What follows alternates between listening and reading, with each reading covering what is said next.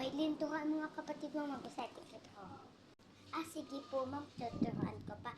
Bibili ka nga nito. Ate, ano pala po yun? Magbabasa po tayo. Sige po, uy. Maylin, yung damit mo, yung mga lakuan mo dun, oh. Bitin mo na, nakakalat na yan. Ayan, oh. Dito, sa likod ko. Nakakalat na yan. Sige na po, malitin ko na. Saka-saka pala. Magluto ka. Anak, bigay mo nga to kay Samara kasi nakalimutan niyo. Ma, tapos ko nito ibigay kayo marang pasipay.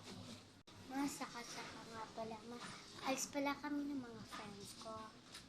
Aalis kayo ng mga friends ko kung saan umalis. Sige, papayagan kita. Talaga po, ma. Sige po, wait lang po. Ko. Maalis kami ng mga friends ko. Pinayagan mo naman ako. Malis na kayo. Sa inyo.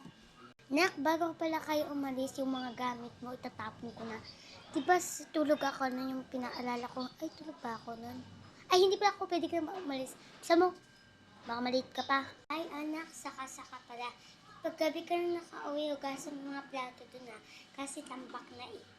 Tawad kasi ako maghugas pag ano. Sige, pag di ka naghugas, eto mga to, itatapon ko to.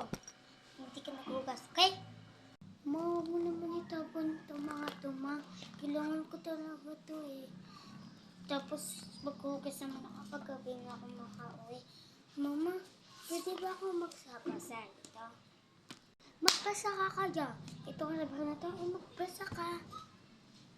Wala na ako, problema to. Magbasa ka na. Masisimulan ko na po yung pagbabasa ko. The R was half and half on horses. Has all sent a mass from Kent and home of a set the jolly.